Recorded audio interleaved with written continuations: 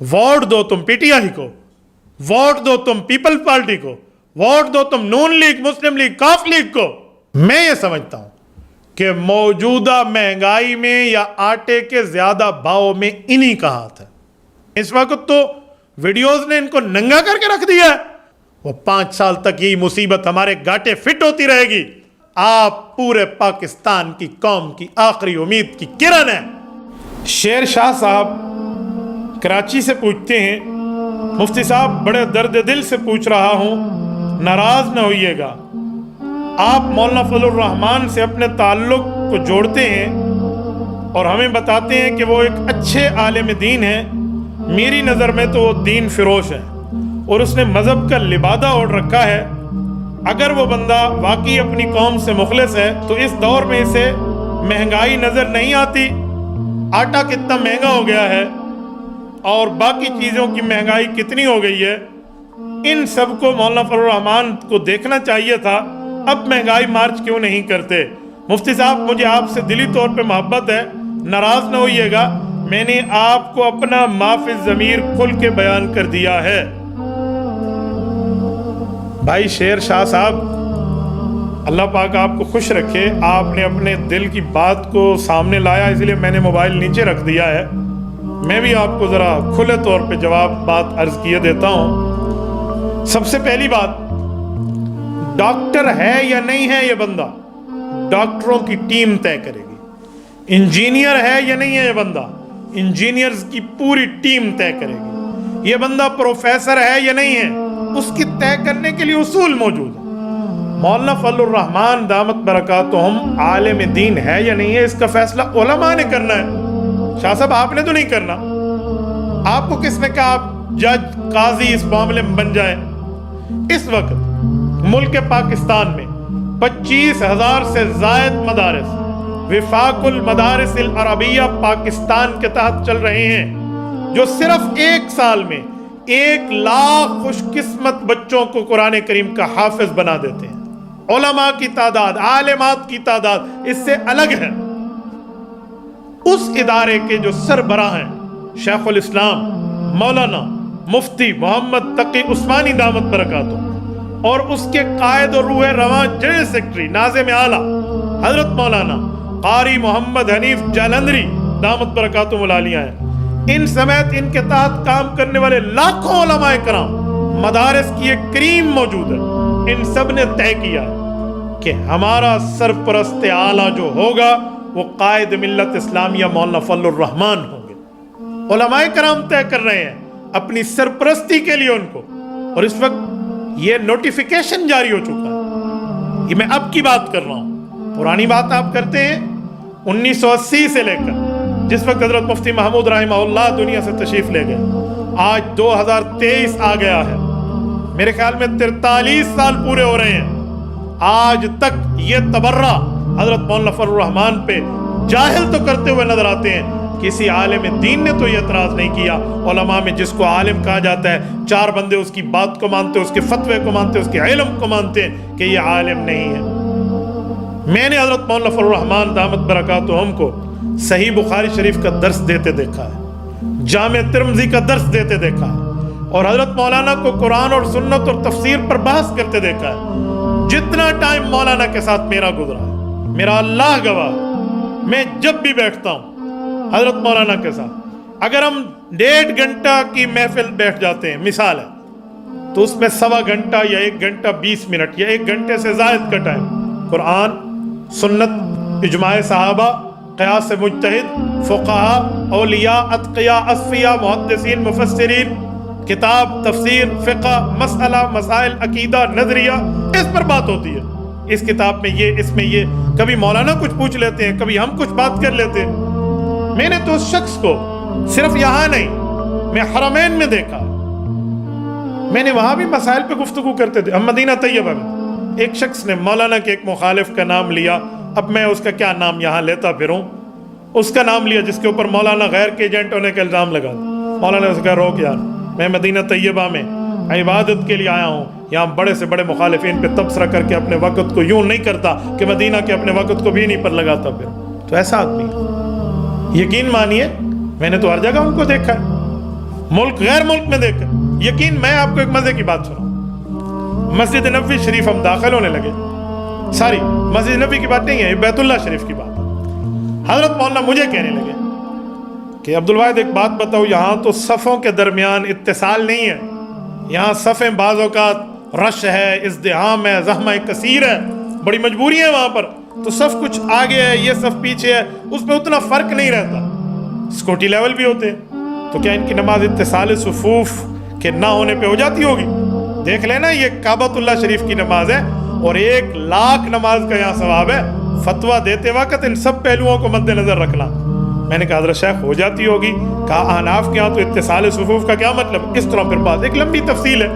حضرت مولانا نے وہاں پر ایک بڑی پیاری بات فرمائی. مولانا مفتی ظرف علی خان رحمہ اللہ کے حوالے سے بات کی کہ اسی جگہ ہماری بات ہوئی, اور مفتی صاحب نے حضرت مولانا انور شاہ کشمیری رحمہ اللہ کے قول کو نقل کرتے ہوئے فرمایا کہ اتصال صفوف کا ایک مطلب تو یہ ہے کہ صف ملی ہوئی ہو, اور ایک مطلب یہ بھی ہے کہ اس طرح کے حالات میں پچھلی صف والے کو اگلے صف کے انتقالات نظر آ رہے ہوں کہ یہ رکوع میں ہے, یہ سجدے میں ہے, یہ اب اس طرح. یہ بھی اتصال کا معنی ہے. کتنا علمی پوائنٹ ہے, کتنا علمی جزیہ ہے, یہ حضرت مولانا نے وہاں ذکر کیا. آپ سمجھتے ہیں نہیں فلاں ہے فلاں ہے, وہ عالم نہیں ہے, نعوذ باللہ دین فروغ, یہ کیا کہہ دیا آپ نے؟ خدا کے بندے, اس وقت پوری دنیا میں 7 بر اعظم, 6 بر اعظموں میں انسانیت موجود ہے. ان 6 بر اعظموں میں کوئی مسلمان عالم دین اگر سیاسی پاور کے لحاظ سے سب سے مضبوط ترین ہے تو وہ قائد ملت اسلامی حضرت مولانا فضل الرحمان دامت برکاتہم ہے. اس پر تو علماء کا اتفاق ہے. میری عمر اس وقت چھوٹی تھی, میں 2001 کی بات کر رہا ہوں.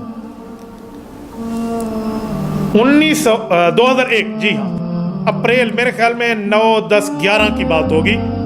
3 روزہ کانفرنس ہوئی تھی تارو جواب پشاور کے اندر. اس کا نام تھا 150 سالہ خدمات دارالعلوم دیوبند کانفرنس. وہاں پر مولانا شیخ الحدیث مرغوب الرحمان, میرے علم میں نہیں ہے وہ دنیا میں موجود ہیں یا رخصت ہو گئے, موجود ہے تو اللہ ان کی حفاظت فرمائے, دنیا سے رخصت ہو گئے تو اللہ ان کی قبر کو منور فرمائے, جو محتمم دارالعلوم دیوبند تھے اس زمانے میں, وہ تشریف لائے اور انہوں نے حضرت قائد ملت اسلامیہ دامت برکاتہم کو اعزازی سند دارالعلوم دیوبند کے فاضل ہونے کے دیے. اس وقت ڈیرہ اسماعیل خان کے اس حلقے کو, جو حضرت مولانا کا یہاں آبائی حلقہ ہے, اس کو یہ ترجیح دی گئی تھی کہ اسٹیج کے سامنے ڈیرہ اسماعیل خان کا حلقہ بنایا گیا تھا. رائے میں اجتماع جیسا مجمع کا منظر تھا, لاکھوں مسلمان اس میں شریک تھے. تو دارالعلوم دیوبند جو اس وقت پوری دنیا کے ایک اسلامک یونیورسٹی کا نام ہے, خود ساقی کوثر نے رکھی میں خانے کی بنیاد یہاں, تاریخ مرتب کرتی ہے دیوانوں کی روداد یہاں. کبھی ترانہ دارالعلوم دیوبند پڑھ کے دیکھیے. وہ انہیں خود اپنے ماتھے کا جھومر بنانے پہ بیٹھے ہوئے ہیں. یہ تمہیں نظر آتا ہے کہ دین فروش ہے, لبادہ اوڑا ہوا ہے, آپ پر وحی آئی ہے نعوذ باللہ, آپ کو الہام ہوا ہے, آپ کے پاس کون سی اتھارٹی ہے کہ میں آپ کی اس بات کو مان لوں؟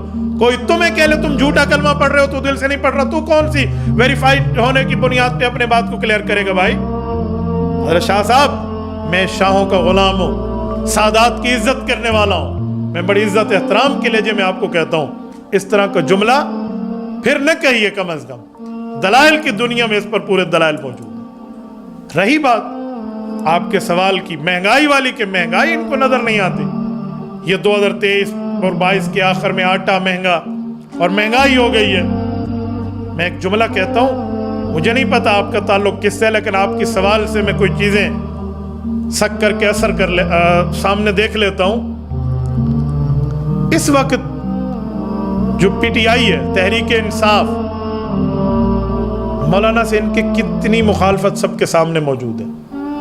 میں یہ سمجھتا ہوں کہ موجودہ مہنگائی میں یا آٹے کے زیادہ بھاؤ میں انہی کا ہاتھ ہے. آپ کہیں گے کیوں؟ میں اس کو پروف کرنے کے لیے تیار ہوں.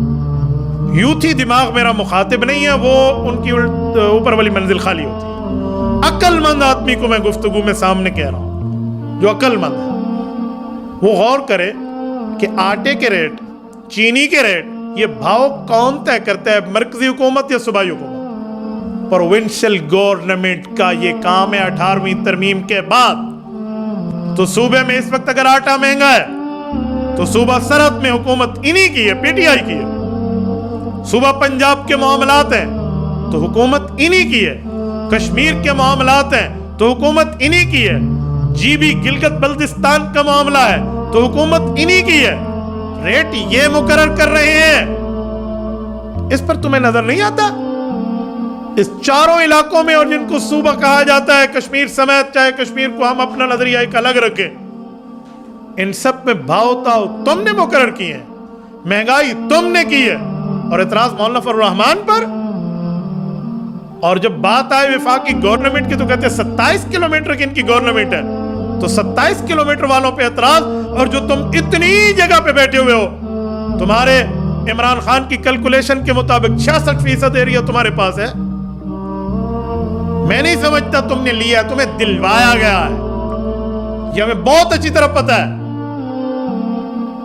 یہ آپ ہینڈ پکڈ ہو، پلے بوائے تو آپ خود مان چکے ہو، یہ ترتیبیں آپ کی ہیں، بھاؤ تاؤ آپ کے ہیں۔ اس وقت تو ویڈیوز نے ان کو ننگا کر کے رکھ دیا ہے کہ کیا کیا گوداموں میں ان کے آٹوں کی پوری ایک ترسیل زر موجود ہے۔ میں حیران ہوں، یہاں کا ہمارا وزیر اعلیٰ اپنی انا کو سامنے رکھ کے یہ پی ٹی آئی کا حکمران، پی ٹی آئی والی گورنمنٹ پنجاب سے بات نہیں کر سکتا اپنے آٹے کے لیے کہ وہاں پر 1300 اور یہاں پر 3300 ہے۔ کیسی بات کر رہے ہیں آپ؟ نے عوام کی آنکھوں میں دھول جھونک رکھی ہے۔ مولانا کہاں ہے؟ مولانا کہاں ہے؟ مولانا نے آزادی مارچ کیا تھا جس وقت یہ شخص اپنے ملک کے خزانے کو آئی ایم ایف یہودیوں کے کنٹرول میں دے رہا تھا، اور مولانا نے کہا تھا بھائی نہیں کرو۔ دھوکہ بازی کے ساتھ مولانا کے ساتھ غلط وعدے کر کے واپس بھیج دیا گیا، لیکن معاہدہ کر دیا۔ وہ معاہدہ ٹو اسٹیٹ ہے، نہ کہ کسی ایک پارٹی کے ساتھ ہے۔ وہ 5 سال تک یہی مصیبت ہمارے گاٹے فٹ ہوتی رہے گی، جو 4 سال گزر گئے اور 5واں ایک جا رہا ہے۔ تو یہ مہنگائی تو انہی کی دی ہوئی ہے، کام انہی کے۔ یہ کتنی ویڈیوز آ گئی ہیں، نوشہرہ سے پکڑے گئے، فلاں جگہ سے، مجھے پرسوں ایبٹ کے ساتھ ہی بتا رہے ہیں 5 آٹے کے ڈیلروں پر جو پنجاب سے سستا آٹا لائے ہیں، سرحد انٹر ہوئے ہیں ہمارے صوبے میں، تو ان نے کیسز کر دیے ہیں اس پر کہ آپ یہاں آٹا لے آئے کیوں ہو۔ یہ آٹے کی سمگلنگ کے نام پہ ہم ان پہ کیس کریں گے تاکہ یہاں سستا آٹا کوئی نہ بیچے، اور الزام دوسروں پہ۔ وہ وقت چلا گیا جب لومڑی آٹا کھا کے بکری کے منہ پہ مل دیتی تھی بھی اس نے کھایا ہے۔ اب سوشل میڈیا کا دور ہے، گھر گھر تمہاری غلاظتیں پہنچ چکی ہیں۔ میں تمہاری ان غلاظتوں کو فی الحال ذکر نہیں کر رہا جو تمہاری غلاظتیں ہیں، جو کالا باغ، جانا آنا، فلاں آڈیوز ویڈیوز سب کچھ معاملہ سامنے ہے۔ میں بھی ان کی بات نہیں کر رہا، میں اس غلاظت کی بات کر رہا ہوں جو مہنگائی تم نے دی ہے۔ اس کے بعد بھی تمہارے لوگ کہیں مولانا نعوذ باللہ دین فروغ جیسے آپ نے لکھا، یہ باتیں بھائی اور یوں نہیں چلے گی، یہ 2 نمبری اس وقت نہیں چل سکتی۔ یقین مانیے میں حیران ہوں، اتنی بڑی منافقت، صوبے میں گورنمنٹ تمہاری، ریٹ طے کرنا تمہاری ذمہ داری، اور ڈال کسی اور پہ رہے ہو۔ شرم نہیں آتی؟ موجودہ دور کے ان قاتلین کوفیوں کا کردار ادا کر رہے ہو جو اہل بیت کو لوٹتے بھی تھے، روتے بھی تھے۔ لوٹتے کیوں ہو، روتے کیوں ہو؟ کہا جی ہم نہیں لوٹیں گے تو کوئی اور لوٹ لے گا، اور روتے اسی لیے کہ اہل بیت کے ساتھ ظلم ہو رہا۔ تم انہی کا کردار ادا کر رہے ہو، ریٹ بھی خود طے کرتے ہو، مہنگائی کے خلاف باتیں بھی خود کرتے ہو۔ تمہارے یہ جو ٹیلی تھون میں اربوں روپے اکٹھے ہوئے، کہاں پہنچا غریبوں کے پاس وہ پیسہ؟ اپنے نام پہ آئے احتساب کا عدالت، احتساب کا ادارہ پورے صوبے سے آپ ختم کر دیں۔ اپنے ہیلی کاپٹر کو کیا سے کیا آپ استعمال کرتے پھر، وہاں کوئی مہنگائی کا معاملہ نہیں ہے، کروڑوں لگا کر آپ کے جلسے ہو سکتے ہیں، وہاں کچھ بھی نہیں ہے، اور مہنگائی خود کر کے عوام کی پیٹ پہ چھرا مار رہے ہو، اور الزام مولانا پہ۔ کچھ شرم کرنی چاہیے۔ اور ساتھ لگے ہاتھوں ایک جملہ اور بھی کہتا ہوں، یہ جو ابھی مولانا کر رہے ہیں، میں تمہیں کہتا ہوں ووٹ دو تم پی ٹی آئی کو، ووٹ دو تم پیپل پارٹی کو، ووٹ دو تم نون لیگ، مسلم لیگ، کاف لیگ کو، اور اس کے بعد کہو مولانا مہنگائی کا ذمہ دار ہے۔ شرم سے ڈوب مرنا چاہیے تم۔ ووٹ کے وقت تمہیں مولانا نظر کیوں نہیں آتا؟ اس وقت تو تمہیں مولانا نہیں دکھتا۔ اسلام کی بات ہے مولانا کہاں ہے، معیشت کی بات ہے مولانا کہاں ہے، مہنگائی کی بات ہے مولانا کہاں ہے، پرامن اور بدامنی اور دہشت گردی کا مسئلہ ہے مولانا کہاں ہے۔ میں سمجھتا ہوں اور آج قائد ملت اسلامیہ کو سوشل میڈیا کے ذریعے ایک جملہ بھی کہتا ہوں، حضرت آپ پورے پاکستان کی قوم کی آخری امید کی کرن ہے، اسی لیے تو لوگ آپ کا نام لیتے ہیں کہ مولانا کہاں ہے۔ انشاءاللہ تعالی عوام کی آنکھیں کھل رہی ہیں، خدا کی زمین پر خدا کا نظام قائم ہو کے رہے گا، اور رب کریم انشاءاللہ تعالی ہمارے علماء کرام کی آنکھیں ٹھنڈی کرے گا۔ قوم اٹھ رہی ہے اور ان کی منافقت کا پرچہ کھل رہا ہے۔ تو شاہ صاحب آپ نے باتیں کی، آپ نے بھی مجھے اپنے پورے لائیو سیشن میں اس سے انٹرپ اور ڈسٹرب تو میں نہیں کہتا، آپ کا سوال پوچھنا آپ کا حق ہے، لیکن جس انداز سے آپ نے پوچھا ہے میں نے آپ کی سعاداتی کا خیال رکھتے ہوئے چند باتوں میں آپ کو مخاطب کر کے دوسری عوام کے سوالات کے جوابات دیے ہیں۔ امید ہے میں آپ تک آپ کی بات پہنچا پایا ہوں۔